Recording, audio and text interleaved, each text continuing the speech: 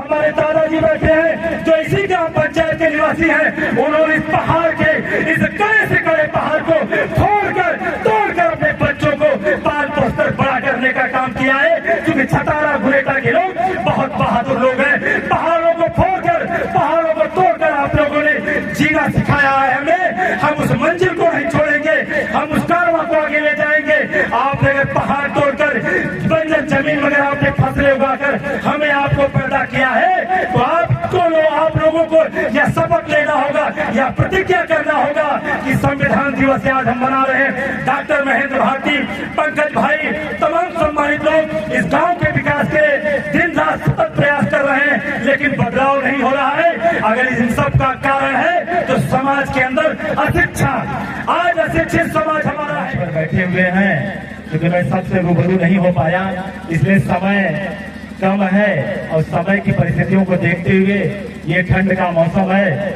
इसलिए मैं सबका स्वागत करते हुए और खास तौर पर मैं आज संविधान दिवस के इस अवसर पर माता सावित्रीबाई फुले ट्रस्ट के सभी सम्मानित साथियों का अपने दिल की गहराइयों से स्वागत करता हूं और इस ग्राम पंचायत छतारा घुरेटा के सभी सम्मानित जितने भी यहाँ पर निवास करने वाले लोग हैं, सभी लोगों का मैं तहे दिल से स्वागत करता हूं। इस ठंड के मौसम में भी आप लोग हम सबको सुनने के लिए यहाँ पर बैठे हुए हैं, ये बहुत ही बड़ी बात है। आपका स्वागत, अभिनंदन करते हुए अपनी बात प्रारंभ करता हूँ। सम्मानित साथियों, आज हम 26 नवंबर इस संविधान दिवस के उपलक्ष्य में यहाँ पर बैठे हुए हैं। क्योंकि मैं 3-4 बातों पर आपसे चर्चा करूंगा कि भारतीय संविधान लिखने वाले डॉक्टर BR अम्बेडकर साहब आज हमारे बीच में नहीं है, लेकिन उन्होंने इस भारत देश को भारतीय संविधान लिखकर दिया है। तो उनकी एक सोच थी, उनकी एक मंशा थी कि देश के अंदर रहने वाले बहुजन समाज और अति पिछड़े गरीब तमाम के लोगों को इस भारत देश में उनको भी समुचित अधिकार मिले, उनको भी वो व्यवस्थाएं मिले जो व्यवस्थाएं सब लोगों को मिल रही है। जैसा कि भारतीय संविधान में लिखा गया है, अनुच्छेद 17 में आप लोग पढ़ने वाले सभी हमारे सम्मानित बैठे हुए हैं। बाबा साहब ने अनुच्छेद 17 में लिखा है, साफ साफ लिखा है कि इस देश की जो व्यवस्था है अस्पृश्यता और छुआछूत को इस भारत देश से खत्म कर देना चाहिए, ये संविधान में लिखा है। लेकिन आज आप लोग बताइए, क्या अनुच्छेद 17 का ये देश भारतवर्ष में पालन हो रहा है कि नहीं हो रहा है? अगर इसका उदाहरण आप देखना चाहते हैं, इसी ग्राम पंचायत की धरती पर, छतारा घुरेटा की धरती पर तमाम जाति समुदाय के लोग रहते होंगे, लेकिन मेरे सम्मानित साथियों, आपके साथ छुआछूत का व्यवहार किया जाता होगा। यदि आपकी थाली में खाते होंगे तो अपनी थाली में आपको खिलाने का काम नहीं करते हैं। इसी गांव के लोगों की मैं बात करता हूँ, दूर की बातें आप मत करिए। तो अनुच्छेद 17 में साफ साफ लिखा गया है। दूसरी बात, अनुच्छेद 15 में साफ कहा गया है कि भारत देश से जातिवाद जैसी व्यवस्था को खत्म कर देना चाहिए। जो पुराने समय में जाति में 4 वर्णों में हम लोगों को बांटा गया, कुछ कहा गया कि ब्राह्मण, क्षत्रिय, वैश्य और शूद्र, चौथी वर्ण व्यवस्था हमारी है और उसमें भी 6743 जातियों ने हमें आपको बांट दिया गया कि हम आप आजीवन लड़ते रहे, कभी हम एक ना हो पाए। और वो चाहे जिस भी जाति हो, उनकी जो पहली कैटेगरी है वो गोल गोल चलते हैं और हमें सीधा चलाने का काम करते हैं। सम्मानित साथियों, ये अनुच्छेद 15 में डॉक्टर BR अम्बेडकर साहब ने कहा था, इसको समाप्त कर देना चाहिए। लेकिन क्या जात पात की व्यवस्था समाप्त है? भारत देश से नहीं है, ये आप लोग देख रहे हैं। और एक भारतीय संविधान में यह भी लिखा गया है, अनुच्छेद 39 में कहा गया है, इस देश के अंदर जो जमीनें हैं, जो राष्ट्रीय उद्योग है, उसको हमें आप सबको लाभ मिलना चाहिए।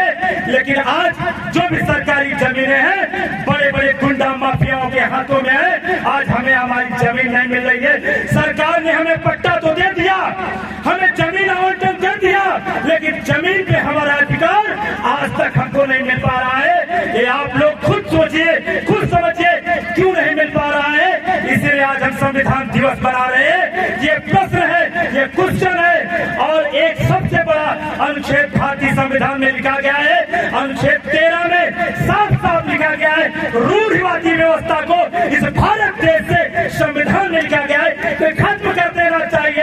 लेकिन मेरे दोस्तों, आज अनुच्छेद 13 का पालन इस देश के अंदर नहीं हो रहा है। आज हम कई रूढ़िवादी व्यवस्थाओं में फंसे हुए हैं, आडंबर में फंसे हुए हैं, अंधकारों में फंसे हुए हैं। कब निकलेंगे हम? आज हम 26 नवंबर 2024 में बैठे हैं। आज 75 साल हो गया हमारे देश का संविधान लागू हुए। ये हमें आपको शर्म की बात है कि सब कुछ जानते हुए अभी हमारी बहन ने कहा कि समाज में बहुत वकील डॉक्टर हैं बहन, बहुत से ऐसे वकील डॉक्टर हैं जो रात दिन संघर्ष करके अपने देश के अपने लोगों को ले रहे हैं। ऐसी बात नहीं है कि इस घाटी वीरों से खाली है। मैं खास तौर पर इस बात को इसलिए जोर देना चाहता हूँ कि ये जो 4 मैंने बताया, अगर जिस दिन इसका पालन हो गया उस दिन इस देश का 80वां संविधान दिवस पूरे बहुजन समाज के लोग मनाएंगे। वो दिन कब आएगा, वो घड़ी कब आएगी, इसको सोचने और समझने की जरूरत आप लोगों को है। इसलिए मैं खास तौर पे उन लोगों को विचार करना चाहता हूँ जो मेरी नई पीढ़ी है, मेरे नन्हे मुन्ने बच्चे जो भारत के भविष्य हैं। मेरे यहाँ पर बुजुर्ग सम्मानित लोग बैठे हुए हैं जिन्होंने अपने जीवन में बहुत संघर्ष किया है। हम लोगों ने कोई संघर्ष नहीं किया। आदरणीय गुरुजी बैठे हैं, मंच पर बहुत सारे लोग बैठे हैं, इन्होंने अपने इतिहास को लिखने का काम किया है। भाई सोनू निगम जी हैं, तमाम हमारे सम्मानित साथी हैं। आप लोगों का अपना इतिहास है।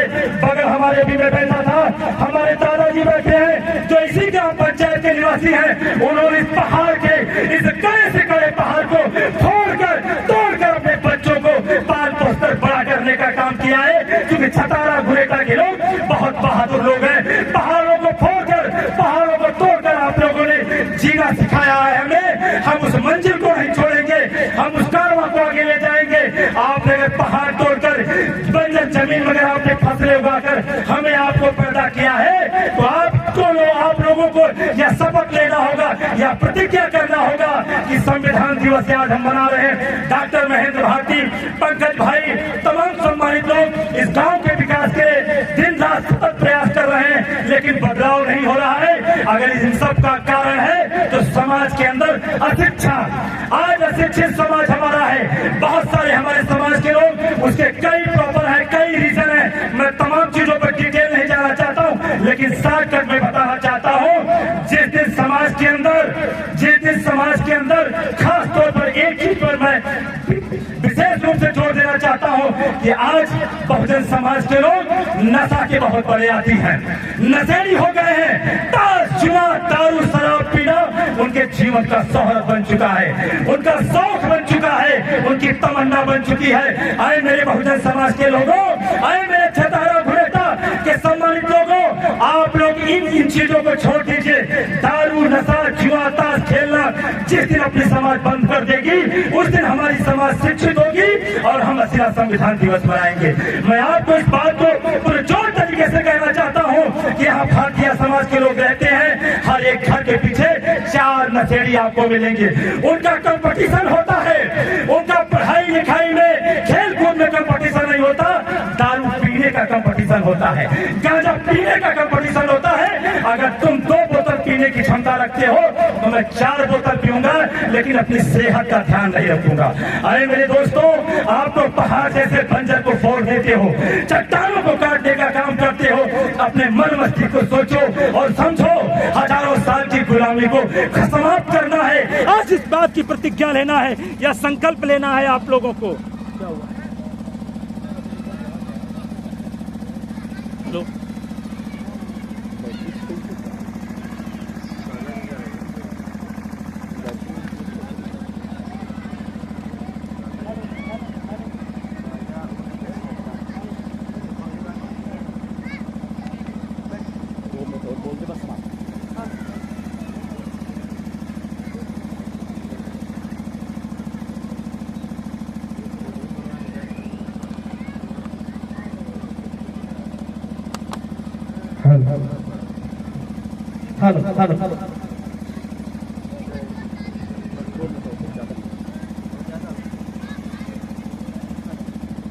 धन्यवाद।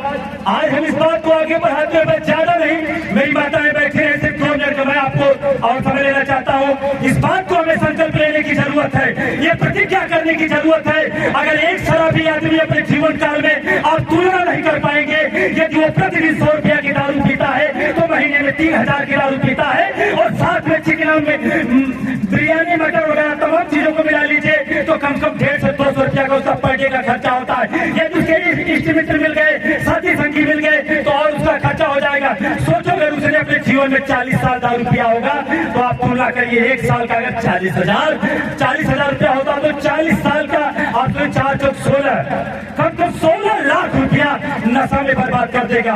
और उसी नशे के पैसों को यदि आप बचा लेंगे, उसी नशे के पैसों को यदि आप बचा के अपने बच्चों को बेहतर से बेहतर शिक्षा देने में आप सफल हो जाएंगे, आपका बेटा IAS PCS सब कुछ बन सकता है। क्योंकि हम गरीब किसान मजदूर के बेटे हैं, हम संघर्ष करना जानते हैं, हम परिस्थितियों से लड़ना जानते हैं, हमने देश को आजाद कराने का काम किया है। ऐसी बात नहीं है हमारे बीच में दादाजी बैठे हैं, इन लोगों ने उस जमाने में संघर्ष किया है जब बेलरी की रोटी और अरहर की दाल खाते थे और मजदूरी करते थे, 1 आना 2 आना मिलता था। उस जमाने में संघर्ष करके हम लोगों को पढ़ाने का काम किया।